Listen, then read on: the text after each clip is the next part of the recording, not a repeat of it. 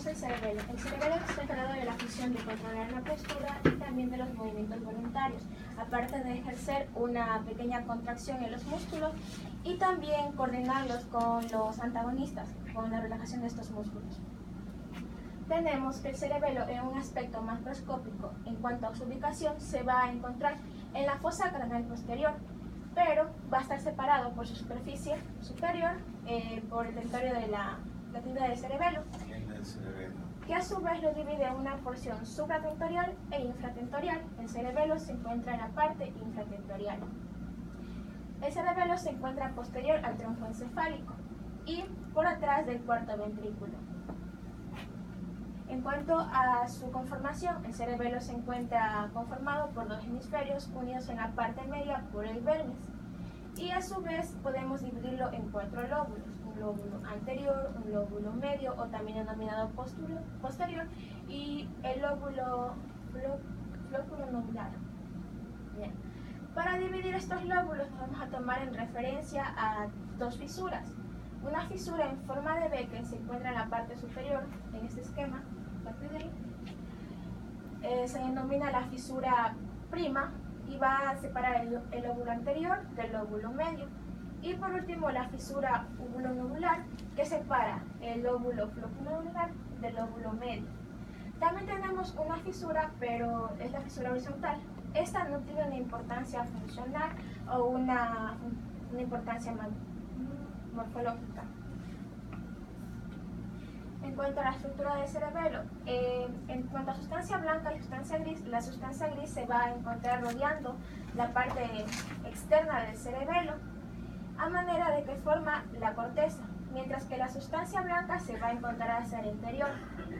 Y en el interior de la sustancia blanca vamos a encontrar masas de sustancia gris que van a conformar los núcleos intracerebelosos.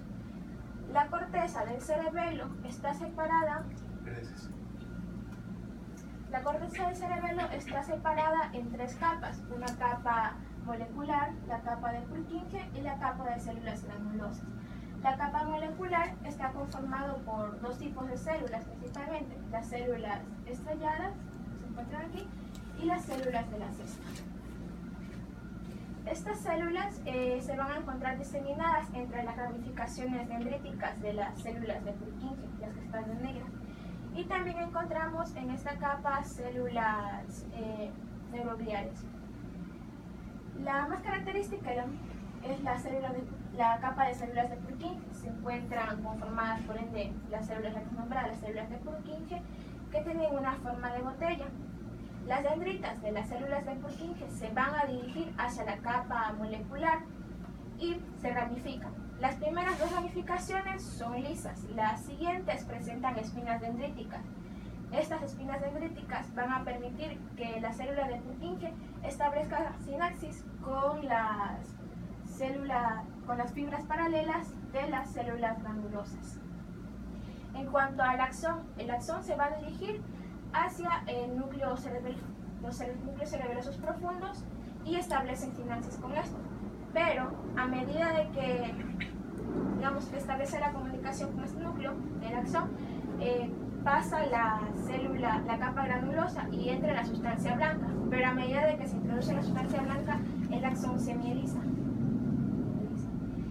Y bueno, también hay la característica de que unos pocos axones de las células de Purkinje no van a establecer ninguna conexión con los núcleos cerebelosos, sino que van a salir directamente del cerebelo. Y por último, la capa granulosa, que está conformada por las células granulosas y las de Golgi.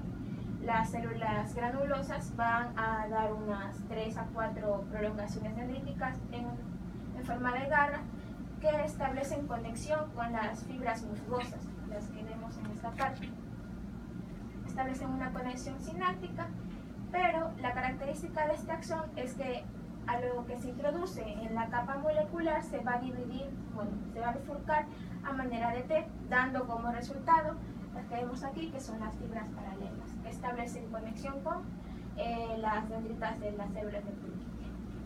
Y por último, las células de Golgi, que sus dendritas se van a ramificar hacia la capa molecular, pero sus dendritas también se ramifican y establecen conexión o sinapsis con las células granulosas.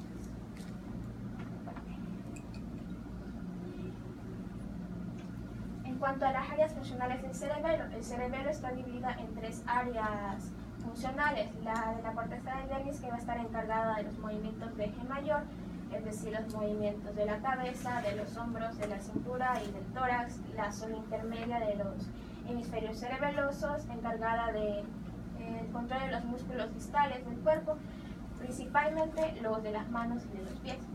Y la área lateral del hemisferio cerebeloso, encargada de la planificación de los movimientos de cuerpo completo y también evalúa los errores de los movimientos.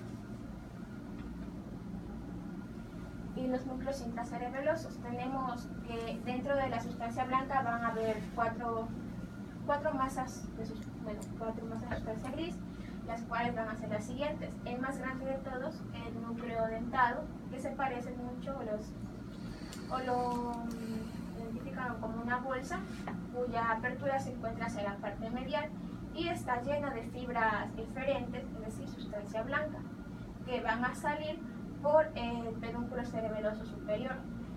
Hacia el medial del núcleo dental encontramos el núcleo emboliforme, que tiene una forma oval, y lateral, medial al núcleo emboliforme, el núcleo globoso, que pueden ser más de uno. Y en el techo del cuarto ventrículo encontramos el núcleo fastigio o fastigial, que es el mismo. Y la conformación de la sustancia blanca. La sustancia blanca, vamos a ver que en la parte del vermis, en la parte del vermis que corresponde a esto, se va a encontrar a manera de un tronco ramificado, a lo que se le conoce como el árbol de la vida. Un corte mediano, un corte sagital justo en el vermis. Por eso se ve así. Los cortes del cerebelo más laterales no tienen este aspecto arborizado, pero el vermis sí. Por eso se lo llama así.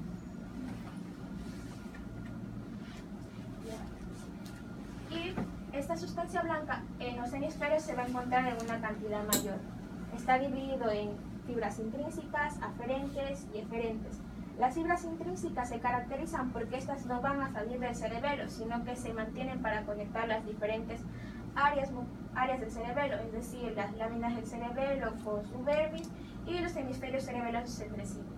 Las fibras aferentes forman parte de la sustancia blanca y se dirigen hacia la corteza principalmente, y es allí estas van a entrar en el cerebelo mediante los pedúnculos cerebelosos medio e inferior.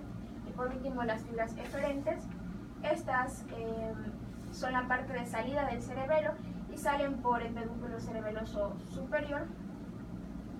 Y tenemos también, formando parte de las fibras aferentes, a las fibras trepadoras y musgosas, que tienen una principal importancia. Las fibras trepadoras y musgosas son parte de la vía aferente, es decir, forman parte de la sustancia blanca, y van a establecer conexiones con, en este caso, las fibras trepadoras tienen un efecto excitador sobre las células de Purkinje. Bueno, tanto las células trepadoras como las musgosas, ambas. Pero las células trepadoras provienen o son las fibras terminales del fascículo olivocerebeloso. Esta fibra trepadora va a subir a manera de enredadera por un árbol, como se puede observar en el esquema de ella. Manera de enredadera por un árbol, y a medida de que llega a la capa, pasa a la capa granulosa y llega a la capa molecular, se va a enredar a las dendritas de las células de Purkinje. Una característica de las fibras trepadoras es que puede establecer conexión con más de 10 células de Purkinje, pero una célula de Purkinje solamente puede establecer conexión sináptica con una fibra trepadora. Y las fibras musgosas. Las fibras musgosas también tienen un efecto excitador, pero este efecto excitador es un poco difuso. Proviene principalmente de las partes terminales del resto de los fascículos cerebelosos y pueden establecer conexión con más de una célula de Purkinje, con miles. ¿Por qué? Estas establecen una conexión principalmente con las células granulosas. como ya había mencionado, las células granulosas, sus prolongaciones son en forma de garra y le establecen la conexión con estas granulosas. Pero ¿qué pasa con las otras células? Las otras células de la corteza, es decir, las células de Golgi, las estrelladas y las cestas, van a desempeñar un papel de interneuronas inhibidoras y por ende van no solamente a controlar las áreas de la corteza cerebelosa que están excitadas, sino también el grado de excitación de las células de Purkinje.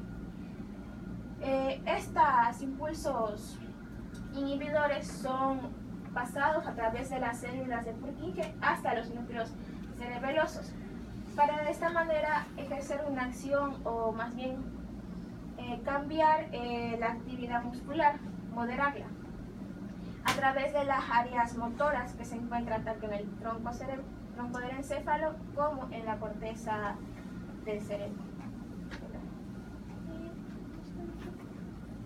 Y los mecanismos cerebelosos corticales. Tenemos a los mecanismos intercerebelosos nucleares intracerebelosos, es decir, las fibras que ingresan, las fibras aferentes. Estas aquí va a estar conformado por dos fibras, los axones inhibidores y los axones excitadores. Los inhibidores que proceden de las células de Purkinje, mientras que los excitadores de las ramas de las fibras trepadoras y de las musgosas. Una vez llega la excitación al núcleo intracerebeloso, las células o los axones inhibidores van a producir un impulso para de esta manera controlar. Y por último tenemos a los neurotransmisores que actúan dentro de esto. Tenemos al glutamato, que es producido o más bien empleado por los axones, por las fibras trepadoras y las fibras musgosas. Y también tenemos a la noradrenalina y serotonina, que son liberadas por otras fibras y que cambian la acción del glutamato sobre las células de Purkinje. Por último tenemos los pedúnculos cerebelosos, que van a ser de tres, superior, medio e inferior, que permite la conexión del cerebelo con el resto de las estructuras del encéfalo. El pedúnculo cerebeloso superior conecta el encéfalo con el mesencéfalo con el cerebelo, el medio conecta el puente con el cerebelo y por último el inferior, que conecta el bulbo con el cerebelo. Okay, muy bien. El cerebelo es un órgano que normalmente tiene mucho que ver con los movimientos, la coordinación de movimientos, y eso se refleja en qué es lo que sucede cuando el cerebelo se lesiona. Igualmente hay una parte muy antigua filogenéticamente en el cerebelo que se llama arquicerebelo, que tiene que ver con el nódulo flóculo-nodular, muy importante a la hora de considerar la función del balance y el equilibrio. Las lesiones del nódulo flóculo-nodular pueden traer como consecuencia falla en el equilibrio, mientras que las manifestaciones clínicas que se dan cuando hay una lesión de cerebelo tienen mucho que ver con elaboración de movimientos asociados repetitivos rápidos, ¿sí? O la precisión con la que uno realiza el movimiento. Uno quiere agarrar esa pluma, por ejemplo, y el cerebelo nos ayuda a coordinar el movimiento de tal forma que mi movimiento no sea muy grande y yo me pase de la meta, o que sea muy corto, me quede corto y no llegue a la meta, ¿sí? Cuando existen problemas en esta coordinación de movimientos y esta precisión de los movimientos, al hablar de problemas de coordinación, estamos hablando de movimientos alternantes rápidos.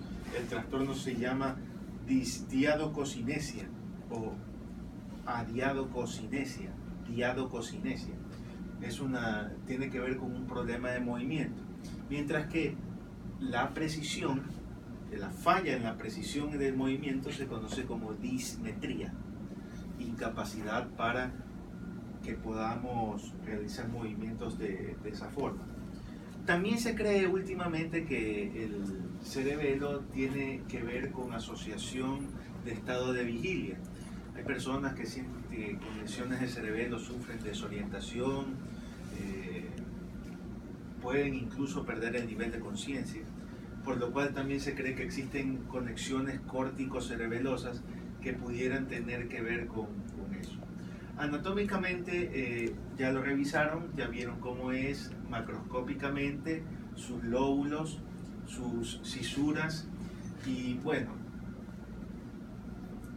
aquí ustedes ven una diferenciación macroscópica de la sustancia gris, que es la corteza, y la sustancia blanca, que son las fibras nerviosas, y los núcleos internos que tiene, ¿sí? Fastigio, embolizado, globoso y dentado. Esos de ahí están graficados de esta forma, localizado posteriormente al tronco cerebral. Veamos cómo se ve el cerebelo en una resonancia magnética.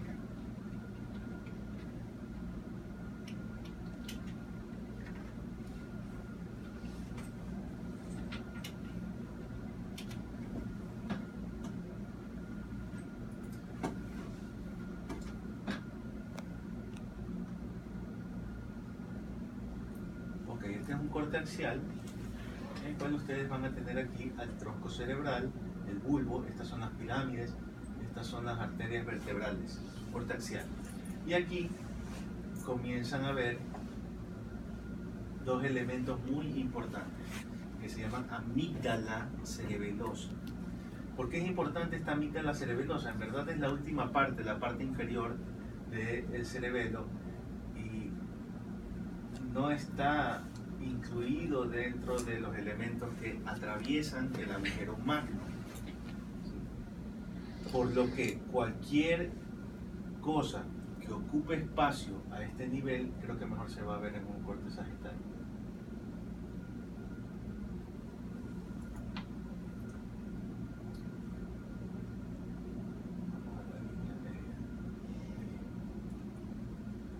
Cualquier lesión que ocupe espacio a nivel del cerebro, ya sea un tumor, un hematoma, una hemorragia o una zona de edema con infarto, quistes, va a traccionar el cerebro hacia abajo y el cerebelo.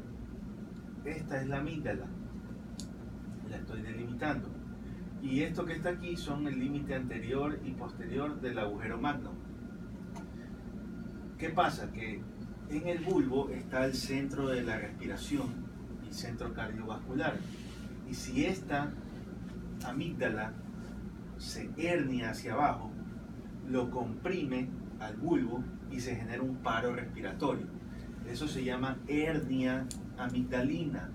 La hernia amigdalina, o una hernia, mejor dicho, cuando yo digo el término hernia, significa que un tejido normal, por una razón patológica, se desplaza hacia otro lado que no es su lugar habitual.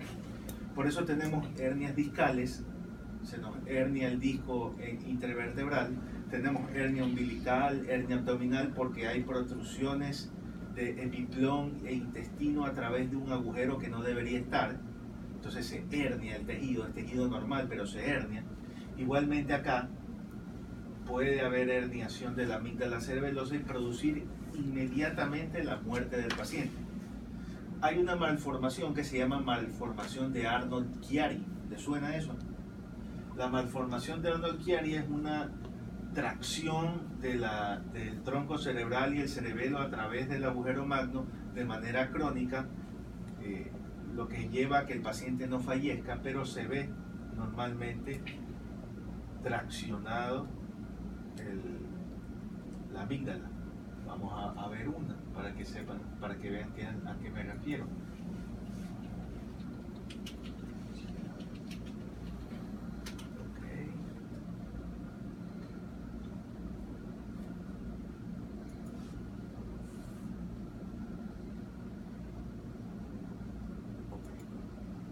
Bien. ¿Pueden ver? Normal. Arnold-Chiari. ¿Sí ven? Díganme que sí ven. Sí, sí. Ok. ¿Sí ven? La línea imaginaria va desde el clivus hasta el borde anterior, el borde posterior, perdón, del agujero magno, y si sobrepasa esa línea, es una malformación de Arnold-Chiari. Hay otras que son mucho más escandalosas. Es importante ver a un paciente adulto. Paciente. Esta es otra cosa, no vean eso. Tracción con siringomielia. Habíamos hablado de la siringomielia, ¿no? ¿Sí la recuerdan? Sí. Ok, ¿dónde estaba? Aquí hay una cavidad en la médula.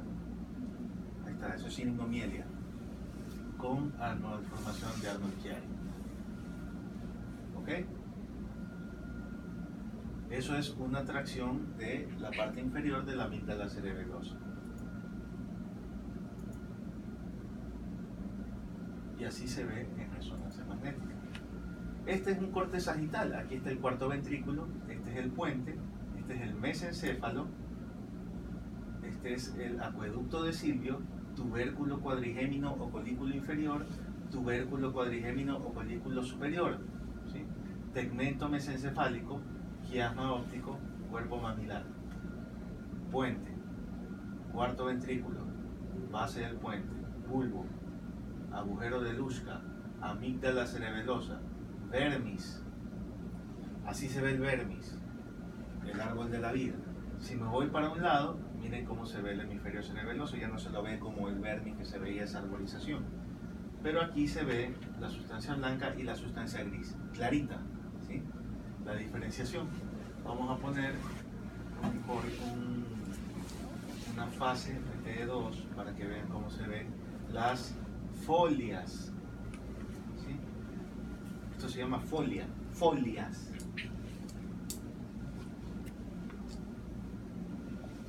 Pedúnculo cerebeloso medio, vermis, el nódulo flóculo nodular está aquí abajo, aquí está.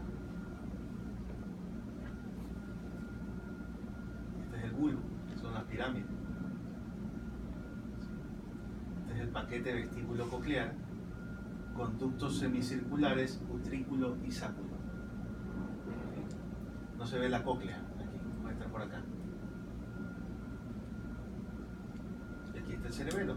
Los núcleos cerebelosos no se ven casi, no se logran identificar, no se los logra ver en resonancia magnética. Con esta proyección, si se logra ver algo.